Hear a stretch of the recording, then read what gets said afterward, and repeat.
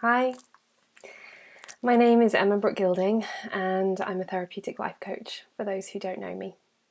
You can find me at www.emmabrooke.net, and I work with a variety of people who feel for one reason or another that they're not feeling fulfilled, that they're feeling overwhelmed, that they have so many things going on in their head, so many things that they want to do, so many things that they have on their plate, and they just don't know how to manage it. And they're feeling unfulfilled with that and unhappy and frustrated. And I really help clarify things, simplify things, and help them overcome whatever blocks are holding them back. So, excuse me, allergies. Really bad allergies at the moment. I wanted to record a video. I do a lot of Facebook Lives on my Facebook page, which is facebook.com/Emma Brooke, EMMABR00KE. So I normally do a lot of Facebook Lives, but I wanted to record a video today for you guys because I haven't updated my YouTube channel in a little bit, and I wanted to put it in both places. So that's why I'm recording. And the other thing is that this is quite an important topic, and I feel like I want it in more than one place, and I feel like I want people to be able to refer back to it. So, I was having a discussion in a community that I'm a part of recently, and what came up was this idea of simplifying, of getting to our truth, irrespective of what's going on outside. And I think this movement has been really articulated very well by Danielle Laporte's book, White Hot Truth. If you don't have that, I really recommend it. It's a great book. But I find that a lot of people really have this link to their self-worth and their spiritual practice, or that there is a hierarchy evolving in the spiritual community, in the self-development community, in the personal development community, in the coaching community, of you're a better person, you're a more evolved person if you've done this course, if you've read this book, if you do this practice.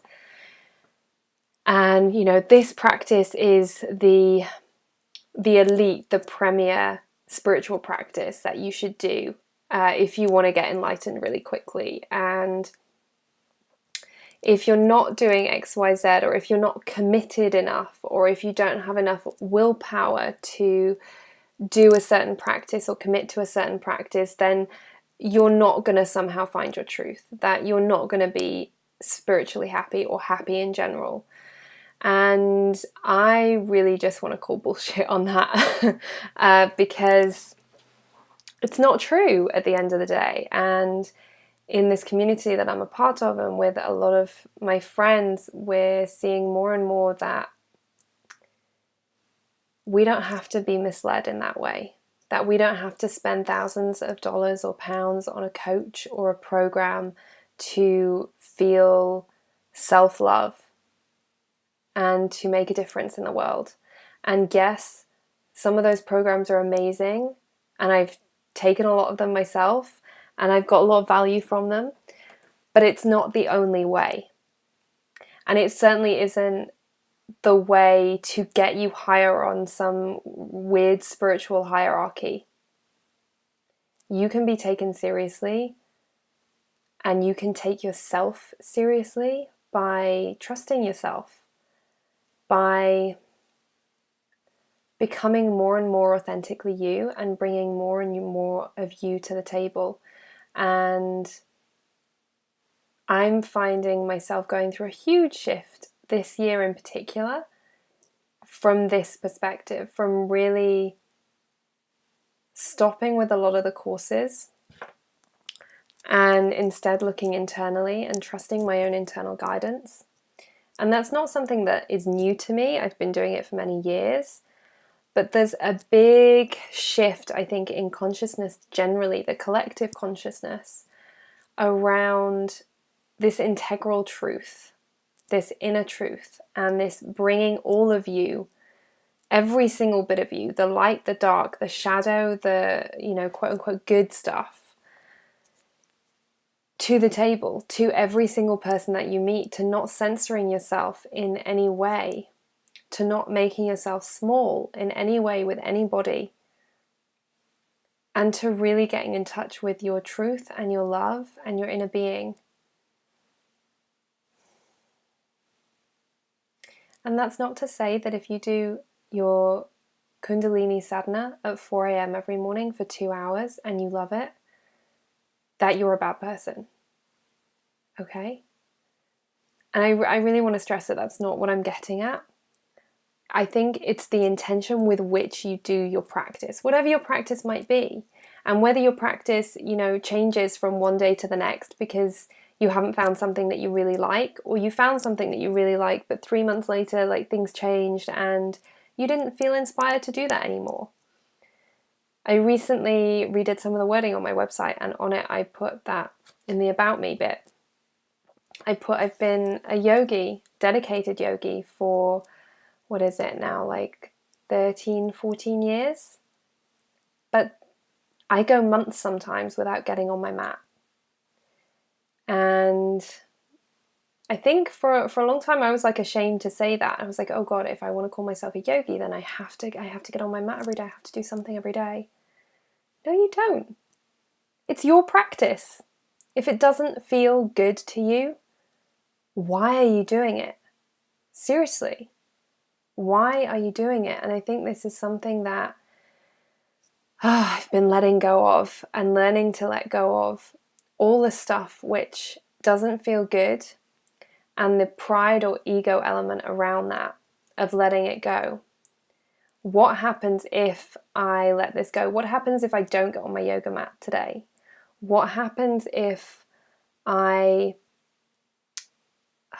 don't know, I admit that I haven't read that book, or I decide not to work with that coach, even though she's told me that, I'm not truly committed to my spiritual development if I don't pay out $10,000 for her course. What happens then? And what happens is freedom. What happens is you come to a place where you have to trust your intuition and your inner guidance and God. Because it isn't anything else or anybody telling you what to do anymore. And that feels really good. It feels a little bit scary, but that's only because the ego's freaking out, because it knows that you're coming closer and closer to the truth of who you are.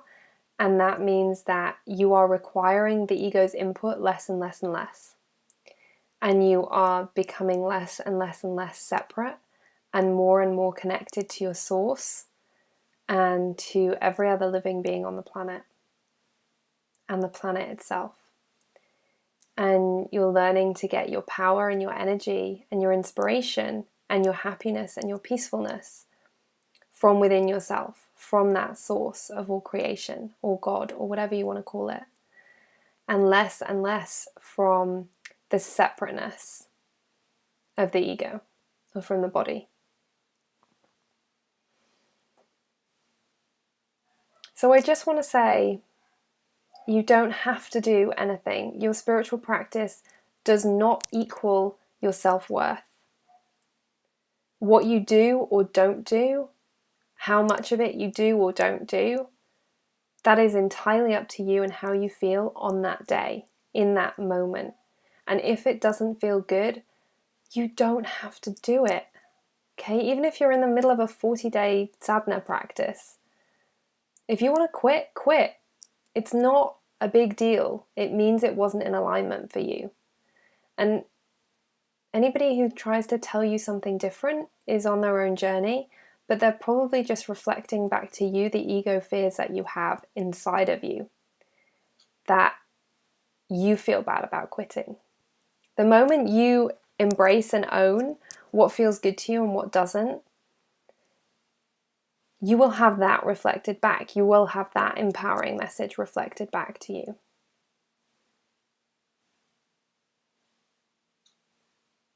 I'm really happy that I shared this, and if you're finding it, I'm really happy that you found this message.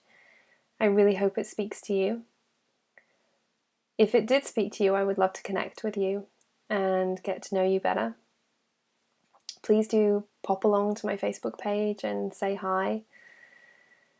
And as I said, I post videos on there quite regularly, and I would love to hear from you and get to know you and know how I can serve you better. I really hope this served you. I hope you have a beautiful day. I love you, and I'll speak to you soon. Bye.